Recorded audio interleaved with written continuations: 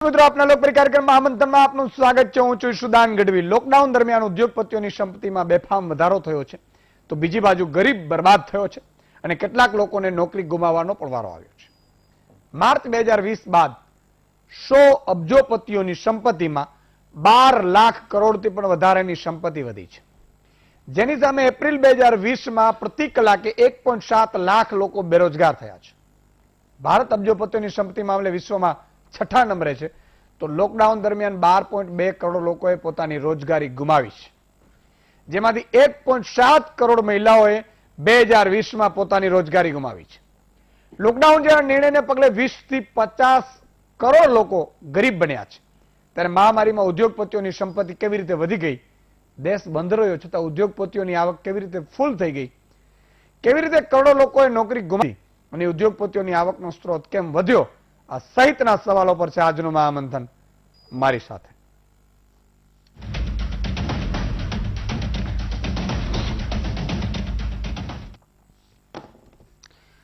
તો મિત્રો, વીટીવીની સામે તમે ગોઠવાઈ ગયા હશો અને રોજ લઉં છું ને ઉંબાડિયા, કોઈ ગામ અડકવા તૈયાર ન થાય એવાને ઈસુદાનભાઈને તમે પકડાવો છો કે ઈસુદાનભાઈ આ મુદ્દો તો લેવો પડે, ગામ કોઈ પકડવા ન થાય। કેવા ઉંબાડિયા ખબર છે? જે 100 ઉદ્યોગપતિઓ, ઘણા સરકાર રાજ્ય સરકારોની છે ને, સરકારો ચલાવતા હોય છે આ લોકો, એની સામે પડવું કે નાની સુની વાત નથી। પણ મેં પહેલા પણ કહ્યું હતું કે વીટીવીની સુદાનભાઈનો એક જ ઉદ્દેશ્ય છે, એ લોકોને પણ કહ્યું તમે બધા અમારા મિત્ર છો, પણ સચ્ચાઈ ખરેખર સત્ય ક્યારે છૂપતું નથી અને સત્ય બતાવતા કોઈને રોકી નહીં શકે। અને ઈશ્વરને પ્રાર્થના આભાર માનીશ કે સત્ય કહેવાની મને તાકાત આપી છે। આજે ભલભલા લોકો ધરધર ધ્રુજવા માંડે છે।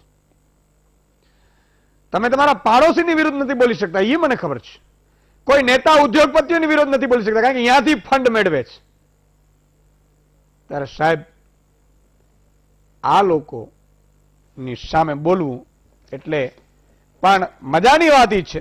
એક પંક્તિ કરશનદાસ માણેકની ફરીથી હું રિપીટ કરીશ, પછી એમને તમને હકીકત કહીશ, પછી આગળ વધશું।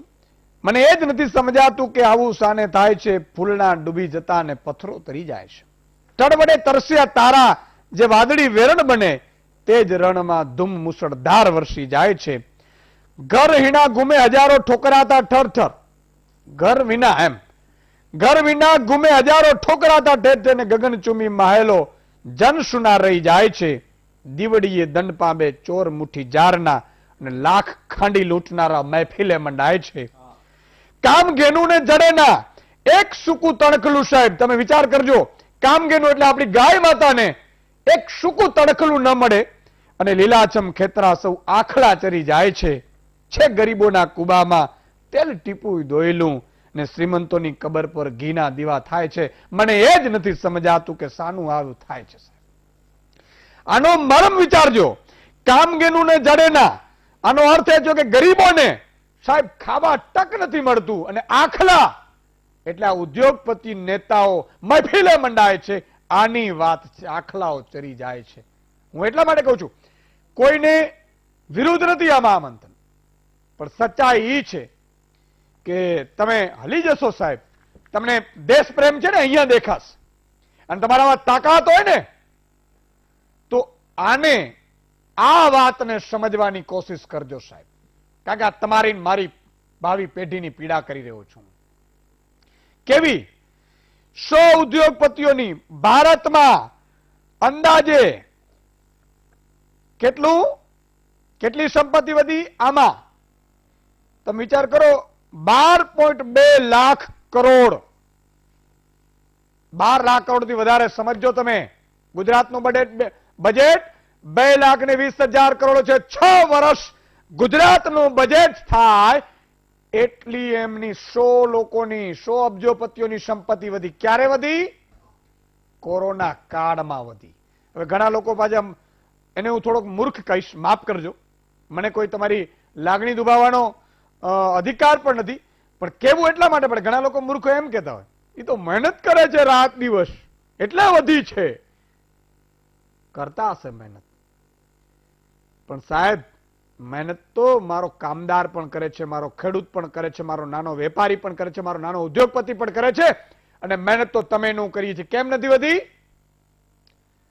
પણ તમને ને મને સરકાર 5000 એકર જમીન મને રૂપિયે ટોકને આપે અને એમ કે 5 વર્ષ સુધી તમારે કઈ ઈશુદાનભાઈ આપવાનું નહીં, તો મારી આવકે ડબલ થાય. થાય કે ન થાય?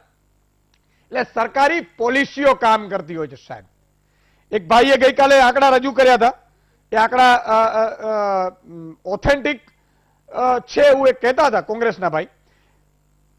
6 લાખ કરોડ સબસિડી છેલ્લા 6-6.5 વર્ષમાં આપી હતી. ઉદ્યોગોને 17.5 લાખ કરોડ સબસિડી આ સરકારે આપી છે, એવા આંકડાઓ છે એવું કે છે. હું એનાથી આગળ વધું કે આ 100 ઉદ્યોગપતિની સંપત્તિ વધી, ખાલી 35% સંપત્તિ વધી જાય કોરોના કાળમાં, અને તમારી મારી નોકરીઓ વહી ગઈ સાહેબ, લાખો લોકોની. કેટલી? અંદાજે 12 કરોડ લોકોની નોકરી ગઈ છે સાહેબ. એના પરિવારને એ કઈ રીતે નભાવતો હશે, ઘરભાડું કઈ રીતે આપ્યું હશે, શિક્ષણ ફી કઈ રીતે આપી હશે, બીમાર પડ્યા હશે તો કઈ રીતે કર્યું હશે, ઘરેણા બહેનો દીકરીઓના વેચવા પડ્યા હશે, થયું હશે. અને આ તમામ બેરોજગારોને આ હું એપિસોડ સમર્પિત કરું છું સાહેબ, મહામંથનનો. તમે વિચાર કરો હવે કે આ 100 અરબપતિઓની જેટલી સંપત્તિ વધી છે, उसमें देश के हर 138 मिलियन यानी कि 13.8 करोड़ गरीब लोगों, आ लोगों की संपत्ति एक वर्ष में वधी છે. ई संपत्ति जो सरकार पासे होय तो 13.8 करोड़ गरीब लोगों ने 94,045 રૂપિયો આપી શકાય સાહેબ. એટલે અંદાજે 1 લાખ રૂપિયો 13.8 કરોડ ગરીબોના લોકોના ખાતામાં સીધા જમા કરી શકાય. આ તો વધી છે, એક વર્ષની વાત કરું. જો તમારા ને મારા ગરીબના ખાતામાં 1 લાખ રૂપિયા આપી શકાય, અને એક ગરીબ લોકો, હવે આ લોકોની આગળ વિચાર, આગળ થોડું વાંચો કે એક ઉદ્યોગપતિની 1 કલાકની કમાઈ 1 ઘંटे की जितनी संपत्ति बनाई, આ કલાકમાં સંપત્તિ બનાવીને એમાં કુશળ કારીગર ને એટલી સંપત્તિ 1 કલાકમાં એક ઉદ્યોગપતિ આપણે સંપત્તિ બનાવી છે, એ કુશળ કારીગરને એટલી સંપત્તિ બનાવી હોય તો 10,000 વર્ષ લાગે. કેટલા?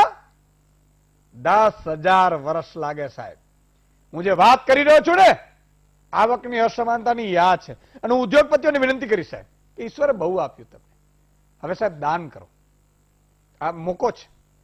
જો સરકાર, નેતાઓ તમને નહીં કે, કારણ કે નેતાઓ તો અમારે નેતાઓ ઉપર શું કેવું સાહેબ, પણ અપીલ કરું છું તમે કુદરતને સાક્ષી રાખીને, તમે કુદરતને ધ્યાન રાખીને એવું કરો કે આ 1 વર્ષની તમે 13 કરોડ લોકોને તમે 1-1 લાખ રૂપિયા આપી દો, સાહેબ એના બાળકો કેટલા રાજી થશે અને તમને આશીર્વાદ કેટલા મળશે.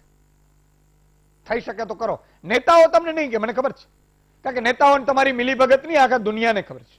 અને કોઈ પણ નેતા, કોઈ પણ પક્ષ હોય તમારા વગર ચાલી ન શકે સાહેબ. આવું જાહેરમાં સ્વીકારું છું. નેતાઓ નહીં કે, પણ અમને હકીકતની ખબર છે કે ઉદ્યોગપતિઓની સહાય વગર, ઉદ્યોગપતિઓની મીઠી નજર વગર સરકારો બની નથી શકતી. અથવા તો સરકારો, નેતાઓએ તો તમારે સાહેબ તમારા દીકરાના લગ્ન તો અહીંયા આવવું પડે સાહેબ. તાકાત નથી નેતાની કે તમારા દીકરાના લગ્નમાં ન આવી શકે, અને આવવું પડે. તમારામાં એટલી તાકાત છે સાહેબ, અને ભગવાન તમને આપી છે, ભલે આપી, કાંઈ વાંધો નહીં. પણ એકાદ વખત આ 100 જણા એમ નક્કી કરે કે આ 1 વર્ષની કમાઈ જો આપવી છે સાહેબ, તો 13 કરોડ ગરીબોના ખાતામાં 1-1 લાખ રૂપિયો પડી શકે સાહેબ. અને આ બધા કહે છે ને દેશ પ્રેમ, દેશ પ્રેમ. દેશનો પ્રેમ કોને કરો છો ને એ અમને ખબર છે, પણ આ જનતા સમજે તો સારું છે. બધાને એવા પક્ષોને લાગુ પડે છે. આનાથી વધારીને વાત કરું સાહેબ કે લોકડાઉનના પગલે 20 કરોડથી વધુ ગરીબ બન્યા છે લોકો, મધ્યમ વર્ગમાંથી ગરીબ બન્યા સાહેબ. મધ્યમ વર્ગને 3 મહિના પગાર ન આવે ને એટલે ગેસના બાટલાના 800 રૂપિયા વધ્યા, હમણાં 50 રૂપિયા એ વધ્યા, એમાં પ્રગતિ થઈ, તો એ 800 રૂપિયા ચૂકવવાના ફાફા બળી જાય. મારી બેન દીકરીઓને સાહેબ શાકભાજી ખરીદવી હોય ને, શાકભાજી, તો એ વિચાર કરે છે ક્યાંથી ખરીદું સાહેબ. શિક્ષણની ફી ભરવી હોય ને તો એ વિચાર કરે છે. તો વિચાર કરજો. આ સ્થિતિ છે અને શેર માર્કેટ કૂદે છે 50,000 ઉપર. સાહેબ શેર માર્કેટમાં બહુ તમે પડતા નહીં, હું જાહેરમાં કહું છું. કારણ કે આજ 3,000 છેલ્લા દિવસોમાં 3,000 પોઈન્ટ પાછો પાડ્યો આ લોકોએ, અને એમાં 30 કંપની ને 50 કંપની હોય છે. એટલે મારી આપણે જાગૃતિની એટલી જ અપીલ છે કે સાહેબ તમે બહુ જ સમજદારી. હમણાં મને એક રજૂઆત કરવા આવ્યા હતા કે એક કંપની છે, ઈસુદાનભાઈ અમારા 5 લાખ લોકોનું કંપની કરીને ભાગી ગઈ. એજન્ટો અમે છીએ, અમે અમારા પરિવારોના રૂપિયા રોકાવડાવ્યા, કોઈના 1 લાખ 2 લાખ. સાહેબ કોઈ એવી કંપનીઓ પર વિશ્વાસ ન કરતા. મહામંત્રનો વીટીવીનો દર્શક ક્યારેય કોઈની લાલચમાં ન આવે. આપણે એવું નથી જોતું. અને એક વાત હું વારંવાર કહું છું કે લોભિયા હોય યા દુતારા ભૂખે નહીં મરે. તમારે લોભિયો નથી થવાનું. એટલે મહામંત્રના દર્શકો જોઈએ, બાકી તો જે લોકો એ તો પછી બધાને આપણે ક્યાં કહી શકીએ સાહેબ, એ તો જોતા હોય એના માટેની છે. હવે 1.7 કરોડ મહિલાઓએ એપ્રિલ 2020માં રોજગારી ગુમાવી છે. લોકડાઉન દરમિયાન 12.2 કરોડ લોકોએ રોજગારી ગુમાવી છે. 18 માર્ચથી 31 ડિસેમ્બર સુધી વિશ્વના 10 અબજપતિઓની સંપત્તિ $540 અબજ વધી છે. વિશ્વમાં આવું જ છે, બધું સરખું જ છે ભાઈ. પોલિસીઓ બને ઉદ્યોગપતિઓની ઈચ્છા પ્રમાણે અને એના કારણે ઉદ્યોગપતિઓ માલામાલ થાય છે, વિશ્વમાં થાય છે, માત્ર ભારત એકમાં નહીં. અને બધા સરકારોના રાજમાં થવાના છે આ લોકો. એટલે જ હું આ લોકોને પ્રાર્થના કરું છું, કારણ કે સરકારોમાં હિંમત નથી આ લોકોને કરવાની. કોઈ પણ સરકાર હોય નથી, પણ આ લોકોને અપીલ કરું છું, કુદરતનું ધ્યાન રાખીને તમે જો થોડું કરો ને તો સાહેબ તમે અમારા ભગવાન છો એમ માનીશ. કારણ કે બાકી તો અમને બધાને આ લોકો તો કરી નાખશે અમારું. હવે દેશના 119 અરબપતિઓ પાસે 28 લાખ કરોડ રૂપિયા છે સાહેબ. અને એટલે હું એક શબ્દ જે આનું હતું ને કે કામ ઘેનું ને જડેના એક સૂકું તડકલું લીલાછમ ખેતરા સૌ આખલા ચરી જાય. આખલાને તમને ખબર છે, ગાયને સૂકું તડકલું ન મળે, લીલાછમ ખેતરા આખલા ચરી જાય. એ આને લાગુ નથી પડતી એવું નથી કહેતો.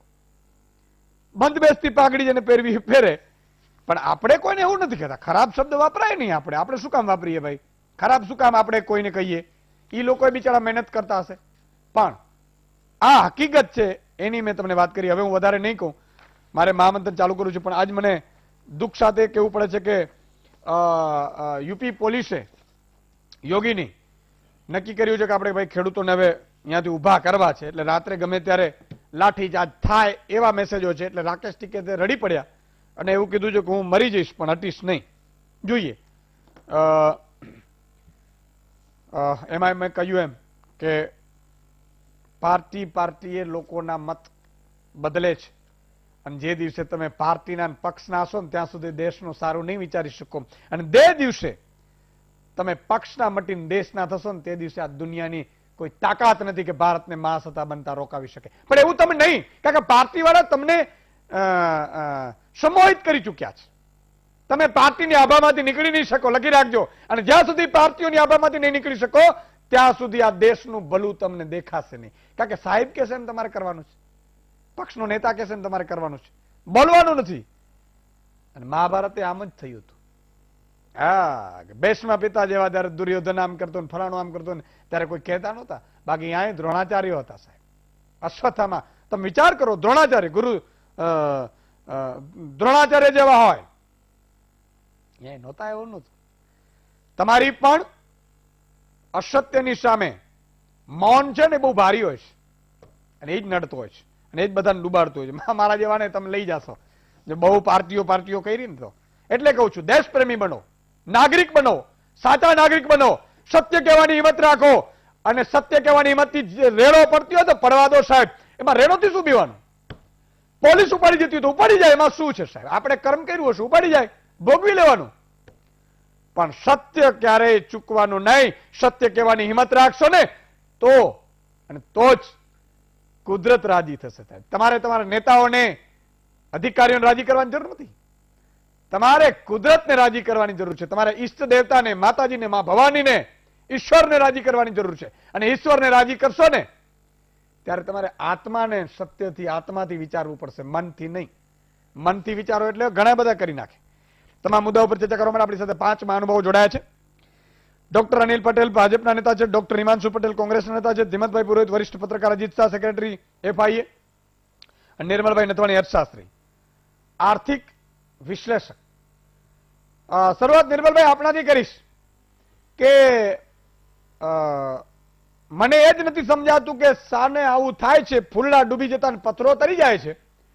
મારે સમજવાની કોશિશ કરવી છે. ગરીબો ગરીબ બન્યા, નોકરીઓ ગઈ અને 100 ઉદ્યોગપતિઓની 13 લાખ કરોડ એટલે 12 લાખ કરોડથી વધારે સંપત્તિ વધી અને 13 કરોડ લોકોને 1 લાખ રૂપિયા 94,000 રૂપિયા ખાતામાં પડી શકે એટલી સંપત્તિ એક વર્ષમાં વધી 35%. હું એમ કહું છું એવી કઈ નીતિ હશે કે જે આ લોકો અમીર અમીર થતા જાય છે, ગરીબ ગરીબ થતા જાય છે? સમજવાની કોશિશ કરીશું.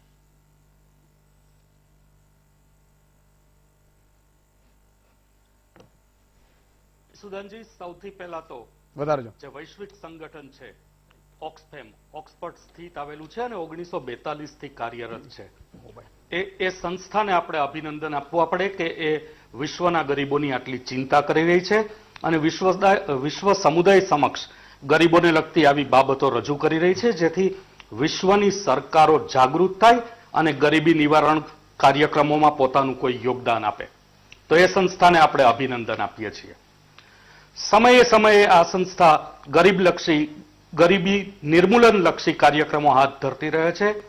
એમાં આ વખતે આ સંસ્થાએ એક રસપ્રદ અભ્યાસ હાથ ધર્યો કે કોરોના મહામારીની જ્યારે વિશ્વ સમુદાયને અસર થઈ છે ત્યારે વિશ્વના ગરીબો અને વિશ્વના ધનિકો ઉપર એની શું અસર થઈ છે. મૂળ આ સંસ્થાનો ઉદ્દેશ તો ગરીબો અને ધનિકો બંને પર કોરોના મહામારીની પડેલી પ્રતિકૂળ અસરો જાણવાનો ઉદ્દેશ હતો. પણ વિશ્વના 79 જેટલા દેશોના 295 જેટલા અર્થશાસ્ત્રીઓએ જે અભિપ્રાયો આપ્યા એ તારણો ચોંકાવનારા હતા. કેમ કે મૂળ તો ઓક્સફેમ સંસ્થાનો ઈરાદો ધનિકો ઉપર પણ એની પ્રતિકૂળ અસરો ચકાસવાનો હતો. પણ તારણો એવા આવ્યા કે ગરીબો તો વધારે ગરીબ બન્યા જ. ભારતના સંદર્ભમાં બહુ મહત્વપૂર્ણ વાત કરી, પણ ધનિકોની સંપત્તિમાં ભારતના સંદર્ભમાં 100 જેટલા અબજોપતિઓની સંપત્તિ ₹13 લાખ કરોડ વધી. આ એક તોતિંગ આંકડો કહી શકાય. હવે આ ₹13 લાખ કરોડનું શું થઈ શકે? 13 લાખ કરોડનો પરિચય શું આપી શકીએ આપણે? તો એક તમે સરસ પરિચય આપ્યો કે 13 કરોડ જેટલા ગરીબો કે ગરીબના પરિવારો છે એના વચ્ચે જો આ વેચી દેવામાં આવે તો પરિવાર દીઠ ₹1 લાખ આવે. એ એક બહુ સારી વાત છે.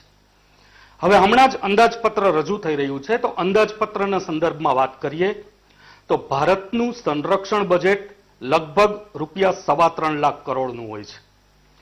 4 વર્ષ સુધી આ અંદાજપત્રનો ખર્ચ ચલાવી શકાય એટલો આ તોતિંગ આંકડો છે અને સંરક્ષણ બજેટ એ આપણા દેશનું મુખ્ય બજેટ હોય છે. તો એવડો તોતિંગ આંકડો છે કે જે માત્ર 8-9 માસના સમયગાળામાં સંપત્તિમાં વધારો સૂચવે છે. મનરેગા યોજના કે જે માત્ર ગરીબો માટે ચલાવવામાં આવે છે, એ મનરેગા યોજનાનો ખર્ચ 10 વર્ષ સુધી ચલાવી શકાય એવડો તોતિંગ આ ₹13 લાખ કરોડનો આંકડો છે. અત્યારે આરોગ્ય મંત્રાલયની કામગીરી પણ ઉડીને આંખે વળગી છે, તો આરોગ્ય મંત્રાલયનો પણ 10 વર્ષનો ખર્ચ ચલાવી શકાય એવડી મોટી આ રકમ છે. હવે આપણને એમ થાય કે આ સંપત્તિમાં કોરોનાની મહામારીમાં જ્યારે ધંધાકીય પ્રવૃત્તિઓ ઠપ હતી તો સંપત્તિમાં વધારો થવાનું કારણ શું? સૌથી પહેલા તો વીટીવીના દર્શક મિત્રોને એ જણાવી દઉં કે કારોબારમાં નફામાં વધારો થયો એવી વાત નથી આવી રહી. અબજોપતિની સંપત્તિમાં વધારો થયો એવી વાત આવી રહી છે. તો શેર બજારની હાલત આપણે જોઈએ તો અત્યારે ભલે થોડી ખરડાયેલી છે, પણ ડિસેમ્બર માસ સુધીની વાત કરીએ અને એ પણ માર્ચ મહિનાથી શરૂ કરીને, તો માર્ચ મહિનામાં જે સેન્સેક્સ 28,000 હતો એ ડિસેમ્બર માસમાં વધીને 48,000 સુધી પહોંચ્યો. કારણ કે લોકો પાસે નાણાં રોકાણના કોઈ સ્ત્રોત નહોતા, ધંધા ઉદ્યોગ ઠપ હતા અને લોકો માટે પોતાનું રોજિંદુ જીવન નિર્વાહ એ બહુ મહત્વની બાબત હતી. આથી વ્યાપાર ધંધા ઉદ્યોગમાં નાણાં લગાવવાને બદલે કમાણીના અન્ય સ્ત્રોતમાં લોકોએ નાણાં લગાવવાનું પસંદ કર્યું. લોકોએ પોતાની જે કાંઈ આવક હતી, બચત હતી, એ શેર બજારમાં ઠાલવી અને જેમ ખરીદી વધે એમ સ્વાભાવિક રીતે ભાવો ઉચકાય. તો 28,000નો સેન્સેક્સ જે એપ્રિલની શરૂઆતના સમયગાળાનો હતો એ ડિસેમ્બરમાં 48,000 સુધી પહોંચ્યો. પ્રત્યેક અગ્રણી કંપનીઓના શેરના ભાવો ઊંચકાયા અને આ બધા અબજોપતિઓ પાસે પોતાની કંપનીઓના શેર તો હોય જ છે, એ ઉપરાંત અન્ય કંપનીઓના પણ શેર હોય છે, લાર્જ કેપ કંપનીઓના શેર હોય છે, જેમાં 53% જેવો ઉછાળો નોંધાયો. અને આથી સ્વાભાવિક છે કે તેઓની સંપત્તિ જો ગણવામાં આવે તો તેમાં વધારો માલુમ પડે. તો સંપત્તિ વધવાનું મુખ્ય કારણ તેઓએ કમાયેલો નફો નથી, પણ તેઓ પાસે શેર સ્વરૂપની જે સંપત્તિ હતી એના ભાવમાં જે નોંધપાત્ર 53% જેવો ઉછાળો નોંધાયો એ છે. બીજું એ કે તેઓના કારોબારના જે તોતિંગ ખર્ચ હોય એ તોતિંગ ખર્ચાઓ તો લગભગ સાવ બંધ જેવા થઈ ગયા, કેમ કે ઉત્પાદકીય કે વેપારને લગતી પ્રવૃત્તિઓ લગભગ ઠપ જેવી હતી. આથી તેઓના સંસ્થાનોના જે ખર્ચ હોય એ ખર્ચ પર પણ કાપ આવ્યો અને આમ પણ તેઓની બચત વધવાને કારણે તેઓની સંપત્તિમાં વધારો નોંધાયો છે. આ મુખ્ય કારણ છે. બિલકુલ ધીમંતભાઈ, આ સંપત્તિમાં વધારો થતો જાય છે ને દિવસે ને દિવસે. આપણે હંમેશા કહીએ કે ભાઈ પાડોશીની સંપત્તિ એટલે ગાડી આવે તો રાજી થવાનો વાંધો નથી, પણ આપણે ગરીબ થઈ જઈએ તો ચિંતા થાય કે આ બે જગ્યાએ ક્યાં એમ ગડબડ છે. હવે વાત છે સંપત્તિની વાત અને ધીરે ધીરે નફામાં, અને ઘણી જગ્યાએ નફા પણ ખૂબ કર્યા છે આ લોકોએ. ઈશ્વર એમને બોરો બહુ આપે એમ આપણે કહીએ, પણ એક વાત સમજવાની કોશિશ કરવી છે કે આટલા લોકોની નોકરીઓ ગઈ, ગરીબો થયા અને આ ઉદ્યોગપતિઓની અમીરાત વધતી જાય છે. ઈશુદાનભાઈ, ભારતના બંધારણમાં એક શબ્દ છે સમાજવાદ, અને શબ્દ માત્ર બંધારણમાં જ છે. ભારતની આટલી મોટી જમીન ઉપર, ભૌગોલિક જમીન ઉપર ક્યાંય આ શબ્દ દેખાતો નથી. ભારતમાં માત્ર ને માત્ર મૂડીવાદ છે, અને મૂડીવાદ આજનો છે એવું નથી. મૂડીવાદ આઝાદી પહેલાનો છે. કદાચ કોકને ખરાબ લાગે, તમે વિદ્યાપીઠમાં ભણેલા છે એટલે તમે કદાચ મને રોકો પણ ખરા, પણ ગાંધીજીનું આંદોલન સુદ્ધા સારાભાઈ અને બિરલાઓના પૈસાથી ચાલતું હતું. સારાભાઈએ જો 13,000 રૂપિયા આપ્યા ના હોત, અંબાલાલ સારાભાઈએ, તો ગાંધીજી આશ્રમનું ફીડલું વાળી અને 1915માં જ પાછા ક્યાંક આફ્રિકા કે રાજકોટ જતા રહ્યા હોત ને ઇતિહાસ કંઈક અલગ હોત.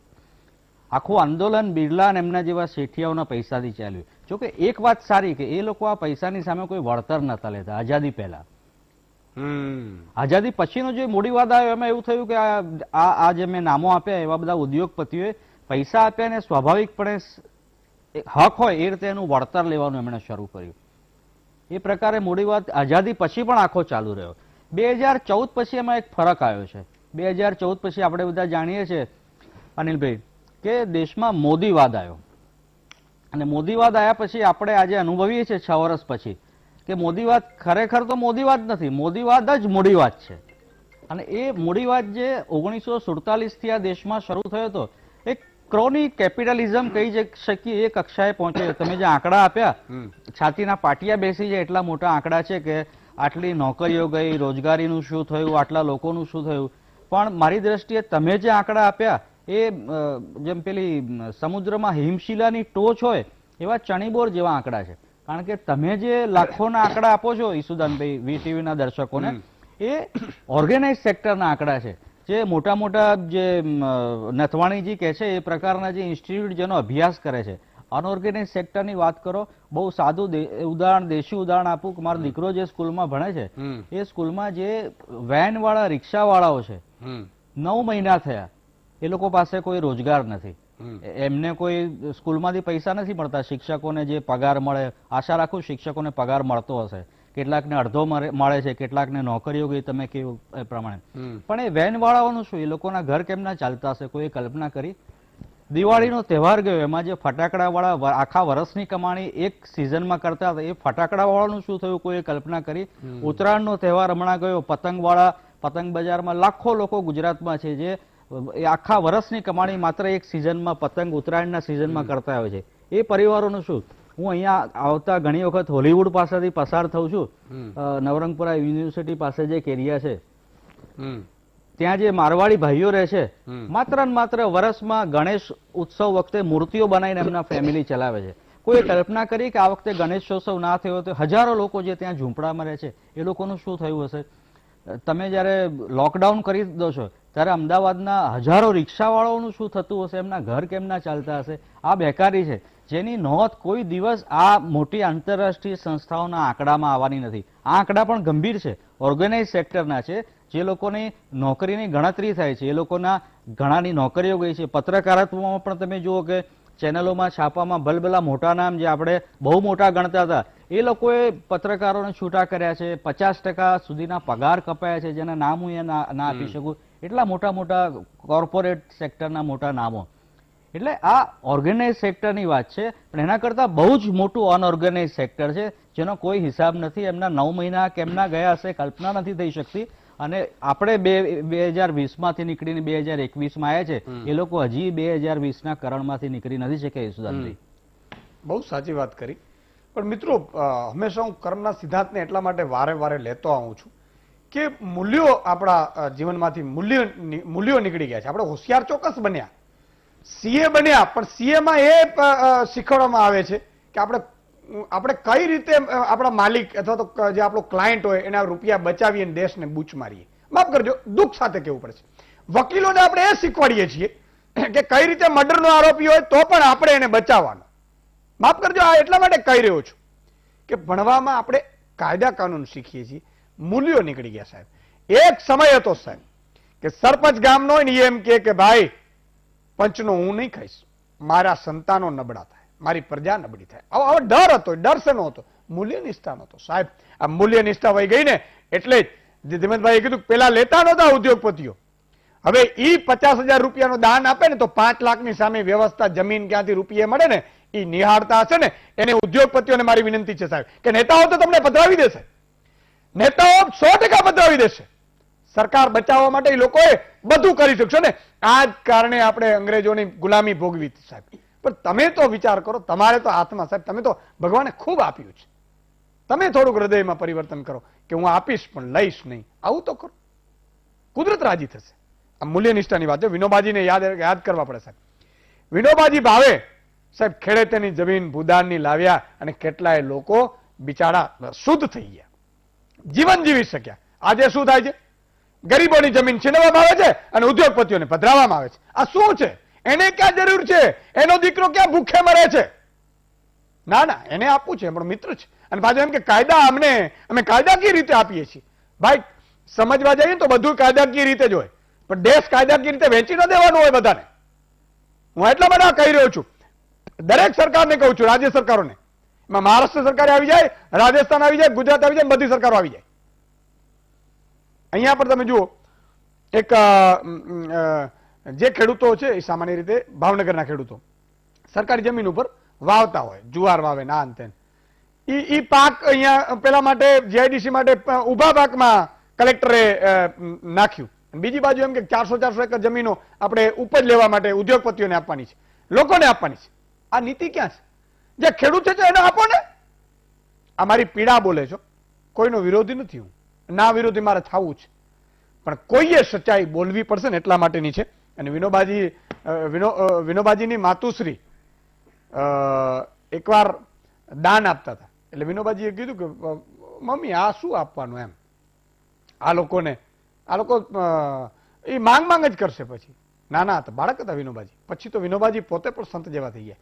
એટલે એની માતુશ્રીએ કીધું કે શું ખબર કોઈ મારો નાથ એ કોઈ ભિખારીના સ્વરૂપમાં આવીને મારી પરીક્ષા કરતો હોય તો. એટલે મારે એ કેવું છે ઉદ્યોગપતિઓને કે તમારી પાસે કોઈ માંગવા આવે છે ને સાહેબ એને આપો. શું કામ ખબર છે? ભગવાન તમારી પરીક્ષા કરી રહ્યો છે. મેં આને કેટલા આપ્યા છે, પણ એ આપે છે કે નહીં. સાહેબ એ ગરીબ હોય એના ઘરે તમે ચૂપચાપ આપી આવો, તમે લખાવો નહીં નામ, અને તમારા ઘરે શાંતિ ન થાય તો યાદ કરજો સાહેબ આ ફિલ્ડ છોડી દેશું અમે. કારણ કે એ તાકાત હોવી જોઈએ. બાકી નામો રચાવવા માટે ઘણા લોકો આપે, મેં અંબાજીને લાખો કરોડો આપ્યા. અરે ભાઈ, નામ લખાવાથી માં અંબા એ નથી થતી. ગરીબોના કેટલા દીવા તમે જણાવ્યા ને સાહેબ એના ઉપર હોય છે. અજીતજી, સવાલ એ છે કે આવું કેમ થતું હશે કે વધતું જાય છે, ઇન્કમ છે એ અમીરોની વધતી જાય છે અને ગરીબોની ઘટતી જાય છે. રોજગારી ઉત્પન્ન થતી, આપણે એમ છે કે ઉદ્યોગોમાં રોજગારી થાય છે, આપણે ખેતીને પતન કરી રહ્યા છીએ. વારંવાર અર્થશાસ્ત્રીઓને પણ કહું છું, અર્થશાસ્ત્રીઓ હંમેશા કહેતા હોય છે કે ખેતીનું જીડીપી ઓછું છે એને હટાવી દેવું જોઈએ. હું આજે પણ કહું છું કે હું પોલિસી બનાવું, એ પોલિસી ઉપર ખેતીને લઈ જવામાં આવે તો આના કરતા 100 ગણી વધારે હું જીડીપી લાવીને બતાવી દઉં સાહેબ. જાહેરમાં કહું છું, જાહેરમાં. અને જે શાસ્ત્રીઓ કેવું એ કરી લે. આપણે ભણ્યા છીએ શું? ખેતીને 70% જે દેશમાં ખેતી પ્રધાન છે એને પતાવવા માટે આપણે નીકળ્યા છીએ. ખેતીને ઉદ્યોગ કેમ ન બનાવી શકે? ખેતીને તમે પૂરતું ભાવ આપો, તમે જમીન આપણે વીજળી આપો, પાણી આપો મફતમાં, શું ન થઈ શકે? આજે ગુજરાતનો 3 લાખ કરોડની ખેતીનો ઊંડિયામણ છે, હું 10 લાખ કરોડની કરી બતાવવાની તાકાત છે. બોલો, ડેમ બનાવો, કલ્પસર ને કચ્છમાં એક ડેમ બનાવો, થઈ શકે બધું. તો સવાલ એ છે તમારી પાસે અજીતભાઈ કે આવું કેમ થાય છે? કઈ પોલિસીઓ કામ કરતી હશે કે તમારી મારી સંપત્તિ વધતી હોય અને ગરીબો નથી વધતી? સુદાનભાઈ, ખાસ તો નથવાણી સાહેબે જે હમણાં વાત કરી એ ખૂબ મહત્વની છે કે જે આ સંપત્તિ વધી ઉદ્યોગકારોની એ શેરના સ્વરૂપમાં વધી છે. શેર માત્ર શેરના સ્વરૂપમાં નથી. તમે ને નથવાણી સાહેબે બહુ મિલકતને શેર, પણ એના સિવાયના પણ ઘણા એવા કારણો હશે. નંબર 2, જે બિઝનેસ થયો, જેમ કે આપણે ફાર્મા સેક્ટર કહીએ કે ફાર્મા સેક્ટર ડે 1 થી ચાલુ હતું લોકડાઉનમાં. બીજા નાના ઉદ્યોગો જે 1 મહિના પછી ચાલુ થયા હતા. તો તમે જ્યારે એ સંપત્તિની વાત કરશો ને તો નાના ઉદ્યોગોની જોવા જશો તો એટલી નથી વધી. વધી છે માત્ર મોટા ઉદ્યોગોની. જે આપણે હમણાં કહ્યું એમ કારોબાર કર્યા સિવાય, મતલબ કે એફડીઆઈ આવ્યું, જે શેરના ભાવ વધ્યા, તેમાં આ સંપત્તિ વધી. બીજી વાત એવી છે સાહેબ કે 5% અમેરિકનો પાસે વિશ્વની 25% સંપત્તિ છે આજે. છતાંય ત્યાં આગળ એક એવો ટ્રેન્ડ ચાલે છે કે આપણે જે હમણાં ખાસ એ સરસ વાત કરી હતી કે એ ઉદ્યોગકારો ઘણી બધી સંપત્તિ દાનમાં આપી દે છે. ઉદ્યોગોએ ટ્રસ્ટશીપની ભાવનાથી કામ કરવાનું હોય, જે આપણે અત્યારે ટાટામાં ઘણી જગ્યાએ જોઈ રહ્યા છીએ. પરંતુ મોટા ઉદ્યોગોમાં હું પણ કહી શકીશ કે આ ટ્રસ્ટશીપની ભાવનાઓ ઓછી થતી જાય છે, જેના કારણે જે આપણે સમાજનું ધ્યાન રાખવું જોઈએ તે ઓછું થાય. હવે એની સામે હું તમને એક બીજી વાત કરું કે આ લોકડાઉન દરમિયાન આપણે જે વાત કરી ને કે લોકોને આપો, તો લોકડાઉન દરમિયાન ગુજરાતના તમામ બહારગામથી આવેલા, બહારના રાજ્યથી આવેલા વર્કરો માટે ઉદ્યોગોએ જ ધ્યાન રાખ્યું હતું. એ લોકોને જ લગભગ 2 મહિના સુધી કે 3 મહિના સુધી રાશન આપ્યું હતું. એ લોકો જ્યારે ટ્રેનમાં બહાર જતા હતા ત્યારે એને ફૂડ આપ્યું હતું, અને પાછા એ લોકો આ જ ગુજરાતમાં આવી ગયા છે અને કામ કરે છે. તો જે નાના લોકોનું ધ્યાન નથી રાખવામાં આવતું એ વાત અહીંયા થોડીક અલગ છે. પરંતુ જે મોટા ઉદ્યોગની આપ વાત કરો છો કે જે લોકો નાનાનું અથવા તો જે હમણાં આપણે વાત કરી એમાંથી થોડું એવું મને લાગ્યું કે નાના લોકો પાસે જે સંપત્તિ ઘટી ગઈ છે, વધારે ગરીબ બની ગયા છે, પણ એનો અર્થ એવો નથી કે એની સંપત્તિ જૂટવીને મોટા લોકોએ લઈ લીધી છે. એમના શેર અને જે એફડીઆઈ આવ્યું એમાંથી સંપત્તિ વધી છે, અને જે નાના લોકોની સંપત્તિ ઘટી હોય કે નોકરી ગઈ હોય એનું કારણ આ મહામારી છે. લગભગ 1 વર્ષથી આપણે ઝેલી રહ્યા છીએ, આપણે જોઈ રહ્યા છીએ, અને મોરલેસ બધાને એની અસર થઈ છે. હવે આપણે ધીરે ધીરે એમાંથી બહાર આવી રહ્યા છીએ. ઉદ્યોગકારો સમાજની સાથે જ હોય છે. જ્યારે સાહેબે વાત કરી એમ ગાંધીજીના સમયમાં પણ ઉદ્યોગો સાથે હતા, આજે પણ સાથે છે અને સાથે રહેતા હોય છે. બિલકુલ સારી વાત છે, સાથે રહે. અને એ લોકો પણ ખૂબ સારા કામ કર્યા હશે, ન કર્યા એવું નહીં હશે, 100% કર્યા હશે. ખૂબ દાન પુણ્ય પણ કર્યા છે, પણ હવે એની ટકાવારી વધારી દેવાની જરૂર છે. મુદ્દો ક્યાં છે મિત્રો? કે માની લો કે તમે 5 લાખ કરોડ કમાતા હો ને એમ કહો કે ભાઈ 2000 કરોડનું મેં આપ્યું, એવું નહીં, થોડુંક વધારો. પ્રભુએ તમને આપ્યું છે, ઓછું નથી થવાનું તમારે. અને તમારે આમે ક્યાં સુઈ જેવી ચીજ લઈ જવાની જ સાહેબ. વધીને તો તમારું નામ આવશે જ ને, ટોપ 10 માં, ટોપ 50 માં. આમાં તો કેટલા સિકંદરો ખાલી હાથ ગયા હતા સાહેબ. સિકંદર, એલેક્ઝાન્ડર સિકંદર સાહેબ દુનિયાનો સર કરવા નીકળ્યો હતો અને એને રોગ થયો. હું એટલા માટે આ દાખલાઓ વચ્ચે વચ્ચે આપું છું કે હિન્દુસ્તાનની જનતા તો નિહાળે, સાથે સાથે એવા ઉદ્યોગપતિઓ અને જે સરકારી અધિકારી, નેતાઓ, મંત્રીઓ જોતા હશે ને એના હૃદય પરિવર્તન થશે ને ત્યારે મારા ગુજરાતનીઓનું ભલું થઈ જશે. એટલા માટે આ દાખલા આપું છું કે એલેક્ઝાન્ડર સિકંદર અડધી દુનિયા ઉપર સાહેબ રાજ કરતો હતો, અને એનું જયારે રોગ થયો અને મૃત્યુ ટાણું આવ્યું ત્યારે એની માને કીધું કે અમી જાન. તો કે શું છે બેટા? તો કે જ્યારે મારું મૃત્યુ નજીક આવ્યું છે મને ખબર છે, પણ હું જ્યારે મૃત્યુ પામું, મારો જનાજો જ્યારે કાઢવામાં આવે ને ત્યારે મારા 2 હાથ આમ ખુલ્લા રાખજો. અમી જાન, મારી આખરી ઈચ્છા છે, બે હાથ ખુલ્લા રાખજો. તો શું કામ? કે ખબર પડવી જોઈએ દુનિયાના એ સિકંદરોને, અહીંયાથી મારા અગાઉ તો ઠીક છે, આવનારા લોકોને પણ, કે જેની ધૂમધૂમ સાહેબી હશે, કે સિકંદર જેવો સિકંદર જેને પોણી દુનિયા ઉપર રાજ કરતો હતો ને, એ જયારે ગયો ને ત્યારે ખાલી હાથ ગયો છે સાહેબ. એટલે એ લોકો સારા કર્મ કરે. વાત આ છે. હિમાંશુભાઈ, મુદ્દો એ છે કે અમીરો અમીરો વધે જ, સંપત્તિ વધે, રાજી થઈએ, પણ ગરીબોની ના લઈ જાય, એ પણ એક વાત છે. વિશુદાનભાઈ, આજનો મુદ્દો એ રાજકીય કરતી ખૂબ તમારી લાગણીનો આ મુદ્દો છે. ખૂબ શરમ આવે વાત કરવી તો આખી ડિબેટ હું પૂરી કરી નાખું. આ સરકારના જે મારા સાથી મિત્ર ભાઈ અજીતભાઈએ વાત કરી, ઉદ્યોગપતિઓ માટે પણ સહાનુભૂતિ છે. કોને એમનું કઈ લઈ લીધું? કોઈની તાકાત જ નથી એમની સામે લડી શકાય એવી. પણ એ ઉદ્યોગપતિઓની વાત, એ 5 ઉદ્યોગપતિ તો વીવીઆઈપી છે. અદાણી અંબાણીને કોરોનામાં એરપોર્ટ થયા, મુંબઈનું એરપોર્ટ મળ્યું, એની લોન પાછી લાંબા સમયની મળી, અમદાવાદનું એરપોર્ટ પણ આપ્યું, એલઆઈસી આપી દેશે, રેલવે આપી દેશે, ઓએનજીસી આપી દેશે. એ 2-5 વીવીઆઈપી ઉદ્યોગપતિઓની બહુ ચિંતા આપણે નથી કરતા, કારણ કે તો સરકારી જમાઈ જેવા છે, એમને કોઈ પ્રોબ્લેમ જ નથી, મોસાળમાં માં પીરસનારી હોય એવું. પણ જે વાત થાય છે એ લાગણીની, માનવતાની વાત થાય છે. જે દાખલા તરીકે મારી સ્કૂલ છે, હું સ્કૂલનો માલિક છું, અનિલભાઈ ડોક્ટર છે, એમની મોટી હોસ્પિટલ છે. તો જે મહામારી થઈ એમાં જે મોટા હોસ્પિટલો ચાલતી હતી, એમાં તમને કોરોનાની બીકમાં જે લોકો સાથે 2-5 લાખના બિલ લીધા, એ પરિવારની વેદના તમે નહીં જોઈ હોય સાહેબ. તમે જે ઉદ્યોગપતિને જે લેવલની વાત કરી, એમાં તમે આ નાના અને સામાન્ય લેવલમાં તમે નહીં આવતા હો. સ્કૂલ વર્ધીના માલિકોની મારા સાથી મિત્ર ભાઈએ તો ઘણા બધાનું કીધું, અમે રજૂઆત બી કરી હતી. સાહેબ, નાઈ સમાજના ભાઈઓ કે જે સ્વમાનથી કામ કરતા હોય, એ લોકો રોજ કમાઈને રોજ પોતાનું જીવન આનંદથી ગુજારે છે. એના પર જે વીતી, અમે નથી કહેતા કે પૈસાવાળા એમના ત્યાં એ એટલા લાચાર કે ગરીબ કે ભિખારી નથી, નાની દુકાનોવાળા કે ક્યાંય માગવાય નહીં જવાના. તમે પરપ્રાંતિયોની વાત કરી કે એમને 2-3 મહિના રાખ્યા, જમાડ્યા. હું સાહેબ ગુજરાતનો જ છું. અમે તો કોવિડમાં ઈશુદાનભાઈની ઘણી ચર્ચાઓમાં ઝૂમ દ્વારા બી કરી.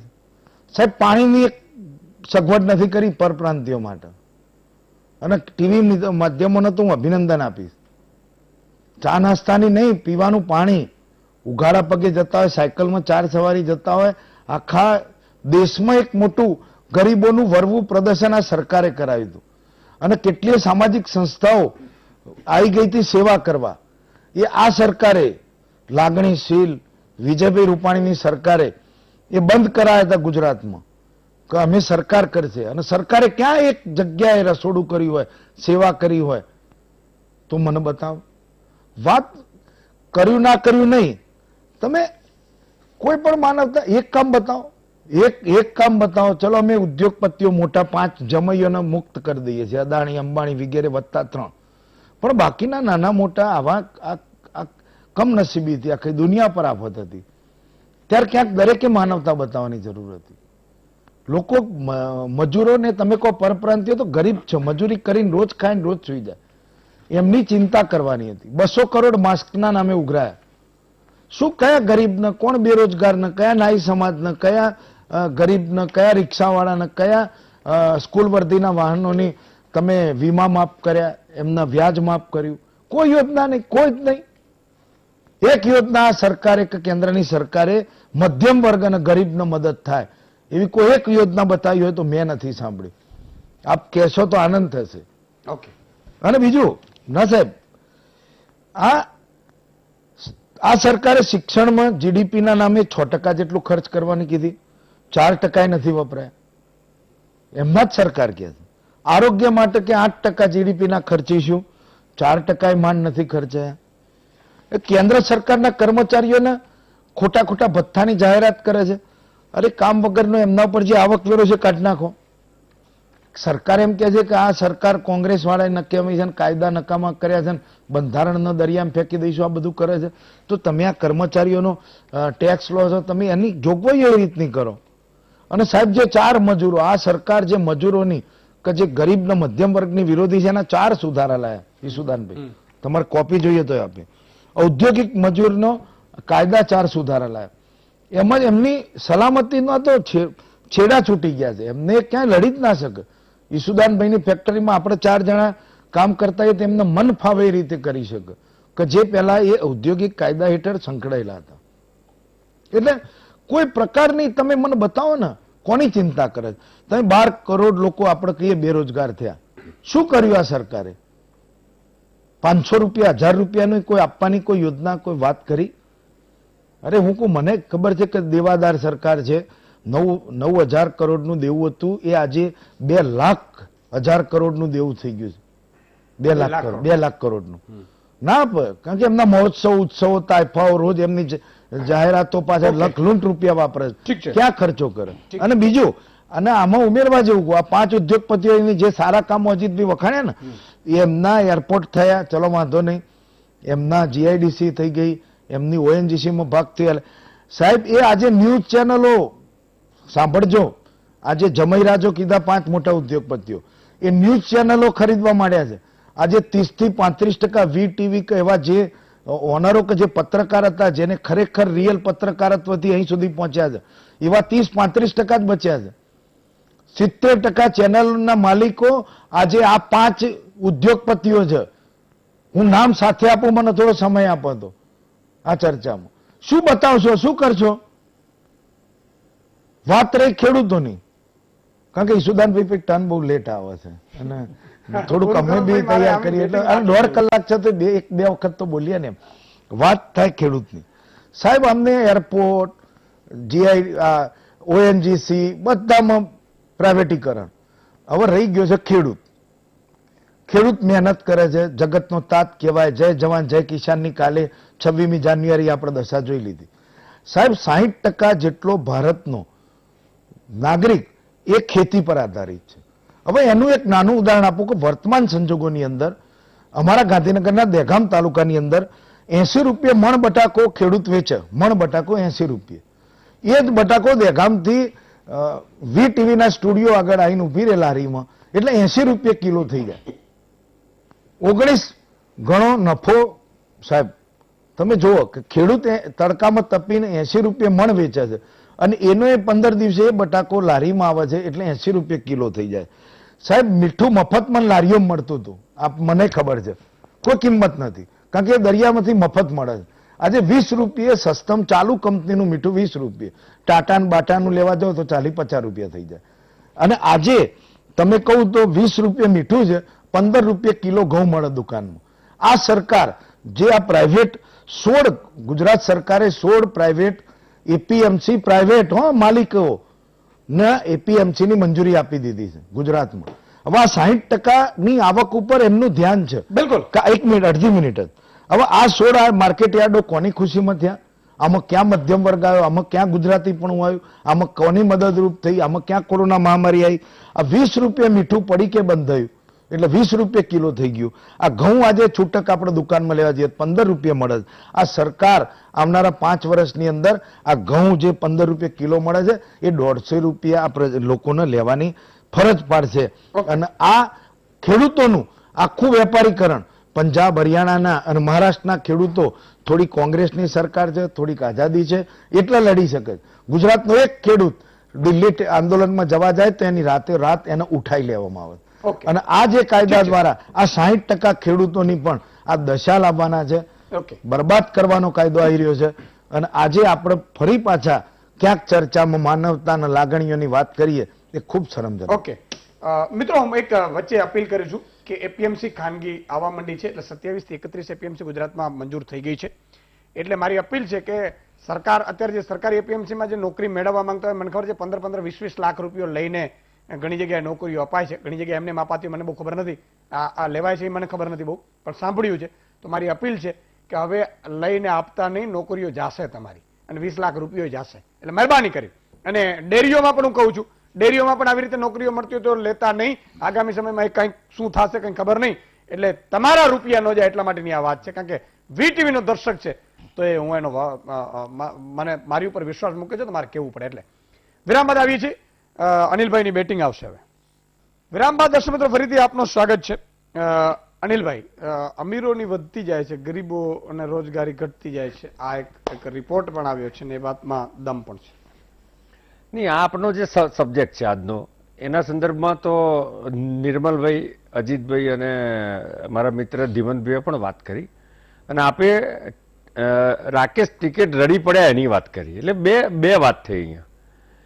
મને વિચાર આવ્યો આપે જ્યારે કહ્યું ત્યારે, હજુ તો ખબર નથી કે યુપી સરકારે શું સ્ટેન્ડ લીધું ને બેસવા દેશે નહીં બેસવા દે, પરંતુ રાકેશ ટિકિટ આજે એમને ઉઠાડવાની વાત થઈ કે એમની ધરપકડની વાત થઈ તો એમાં રડી પડ્યા. તો રાકેશ ટિકિટ જ્યારે લાલ કિલ્લા પર ગઈકાલે હુમલો થયો ત્યારે મને વિચાર આવ્યો કે કેમ રડી ન પડ્યા. રાકેશ ટિકિટના કેટલાક ઘૂસી ગયેલા એમની સાથેના આંદોલનમાં આતંકવાદીઓ અને ગુંડાઓએ ટ્રેક્ટરો પોલીસ પર દોડાઈને માર્યા, ત્યારે કેમ રડી ના પડ્યા. પોલીસોને ખાઈમાં કૂદીને પડવું પડ્યું, પોલીસોને ધક્કા માર્યા તો રાકેશ ટિકિટ રડી ના પડ્યા. એટલે રાકેશ ટિકિટ કેમ રડી પડ્યા એ સાલું બહુ સમજવાનો વિષય છે. ગઈકાલે તિરંગાનું અપમાન થયું અને એક બીજો ધ્વજ ત્યાં લાગી ગયો, તારે રાકેશ ટિકિટ ના રડી પડ્યા. ખેર, આજે ચર્ચાનો વિષય જુદો છે. આપણે કહ્યું કે અમીરોની સંપત્તિ કેમ આ લોકડાઉનના ગાળામાં વધી ગઈ. 100% આ ત્રણેય મિત્રોએ એના જવાબ આપી દીધા, એનું એનાલિસિસ કરી દીધું. પરંતુ ઈસુદાનભાઈ, આ જ પ્રકારની સ્થિતિ આપણે જ્યારે આઝાદ થયા ત્યારે પણ હતી, પરંતુ ઓછી માત્રામાં હતી. કે ગરીબ અને મધ્યમ વર્ગી હતા, ગરીબોની સંખ્યા આપણી જનસંખ્યાના પ્રમાણમાં પણ ખૂબ હતી. એનો આંકડો લઈએ તો ઓછો છે, પણ પર્સન્ટેજ જે કહીએ તો એ જમાનામાં તાતા બિરલાને એ પ્રકારના ઉદ્યોગપતિ હતા જ. પરંતુ જે રીતે 1992માં નરસિંહ રાવની સરકાર વખતે એક ઉદારીકરણનો યુગ આવ્યો અને આખું જે સોશિયાલિઝમમાંથી, એક સમાજવાદમાંથી એક કેપિટલિઝમ તરફ આખું રૂપાંતર થયું ઇકોનોમીનું, પછી આની એકદમ સ્પીડ વધતી ગઈ. તો મારો પ્રશ્ન એ છે ઈસુદાનભાઈ કે આઝાદીના ઇતિહાસ પછી જે તે વખતની તત્કાલીન સરકારોએ આ ગેપ બહુ વધે નહીં એના માટે શું પ્રયાસો કર્યા? આર્થિક ઉદારીકરણ કર્યું ત્યારે એ આ પ્રકારનો ગેપ વધશે એની ચિંતા કેમ ન કરી? કેમ જે તે સરકારોની પોલિસીમાં સામાન્ય ગરીબ માણસ કે ખેડૂત નતો? સાહેબ, 2014 પછી નરેન્દ્રભાઈની સરકાર પછી તમે આજ દિન સુધીના બધા જ વર્ષના બજેટ જોઈ લો, દરેકે દરેક બજેટમાં એ ગામ ગરીબને ખેડૂતલક્ષી બજેટ છે, જેના કેન્દ્રમાં, જેના આત્મામાં, જેની અર્થવ્યવસ્થાના આત્મામાં એક ગરીબ માણસ રહેલો છે. પરંતુ હું આજે આપણે આપણા માધ્યમથી 2-3 ઉદાહરણ આપીશ. જો જે પ્રકારે જુદા જુદા કારણોસર આ ગેપ વિશ્વના બધા જ દેશોમાં છે, જરૂરી નથી કે સામ્યવાદી દેશોમાં નથી, સમાજવાદી પ્રણાલી જેણે અપનાવી છે એ દેશોમાં પણ છે, લોકશાહી દેશોમાં પણ છે. કુલ મળીને ઓક્સફામનો જે રિપોર્ટ છે એનું બેઝ શું છે એ જોવાનું સૌથી મહત્વ છે. આપણા માટે આજે આપણે ખૂબ સારો વિષય લીધો છે. આપણા માટે આ વિષય એટલા માટે મહત્વનો છે કે આ ગેપ જે વધ્યો છે તો કયા કારણોથી થયો છે અને એ કારણો દૂર કરવા માટે અથવા ગેપ ઘટાડવા માટે શું કરવું જોઈએ, ચર્ચાનો વિષય એ છે. તો ભૂતકાળની સરકારોએ જે પ્રકારની પોલિસી બનાવી એમાં શા માટે આ ગેપ ન ઘટ્યો અને ક્રમશઃ જે તે સમયમાં પણ ઉદ્યોગપતિઓ વધતા ગયા? ઈસુદાનભાઈ, જો વિકાસશીલ દેશોમાં તમે દુનિયાના કોઈ પણ દેશમાં જુઓ, અજીતભાઈ અને નિર્મલભાઈ તો ખાસ અર્થશાસ્ત્રી છે તો એના સંદર્ભમાં વધારે કહેશે કે દરેક વિકાસશીલ દેશમાં આ પ્રકારની પરિસ્થિતિ છે. આપણો પણ વિકાસશીલ દેશ છે અને જે રીતે આપણે નરેન્દ્રભાઈના નેતૃત્વમાં છેલ્લા 6-7 વર્ષથી આયોજન થયું છે એના કારણે આવનારા 2025 સુધીમાં આપણે વિશ્વની 5મા નંબરની ઇકોનોમી થવાના છીએ અને 2030 સુધીનું જે આયોજન છે એમાં વિશ્વની 3જા નંબરની ઇકોનોમી થઈશું. એટલે વિકાસશીલમાંથી જે રીતે આપણે જેમ જેમ પ્રગતિ કરતા જઈશું એમાં ગેપ ઘટતો જાય છે. હવે વાત એમ છે કે યુએસએનો પણ હું તમને દાખલો આપું તો યુએસએમાં શરૂઆતના 100 વર્ષમાં આ જ પ્રકારની સ્થિતિ હતી. ઓફકોર્સ એ તો મૂડીવાદી દેશ છે, પરંતુ આપણા ત્યાં તમે સામ્યવાદી દેશના ઉદાહરણો જુઓ તો આજે સામ્યવાદની જે વિચારધારા હતી કે જેમ આપણે વાત કરીએ છીએ કે ભાઈ અમીરોએ બધું આપી દેવું જોઈએ, આ ગેપ ન હોવો જોઈએ, અમીરની પાસેથી લઈને ગરીબને આપવું જોઈએ, એ બધા જ દેશના ભૂંડા હાલ થયા છે. તમે ચાઇનાએ પણ ઉદારીકરણ અને ઓપનાઇઝેશન અપનાવી દીધું છે. મૂળ વાત એ છે કે જે ગેપ છે એ ઘટાડવો હોય તો શું કરવું પડે? મને એવું લાગે છે કે ટેકનોલોજી અપનાવવી પડે, એજ્યુકેશનની સિસ્ટમ ધીમે ધીમે વધારવી પડે, અને સાથે સાથે જે પ્રકારે ગ્લોબલાઇઝેશનમાં ડિજિટાઇઝેશનનું મહત્વ વધ્યું છે તો આ બધી જ વસ્તુનો ઉપયોગ કરવો પડે. આપણે યાદ કરાવું કે ગુજરાતના જ ઉદ્યોગપતિ એક જમાનામાં એક સામાન્ય માણસ જેવું, જે સાંભળ્યું છે એ પ્રમાણે, મને ડિટેલ ખબર નથી, સાયકલ પર ફેરી કરતા હતા અને આજે વોશિંગ પાવડરના નામે દેશની સર્વોચ્ચ મોટામાં મોટી કંપની છે. તો એક સામાન્ય માણસ જ દેશનો મોટો ઉદ્યોગપતિ થયો. ઇવન ધીરુભાઈ અંબાણીના કેસમાં કોંગ્રેસના શાસનમાં ધીરુભાઈ આવ્યા. મને યાદ છે કે 76-77માં રિલાયન્સનો પહેલો શેરનો ઇસ્યુ આવ્યો હતો.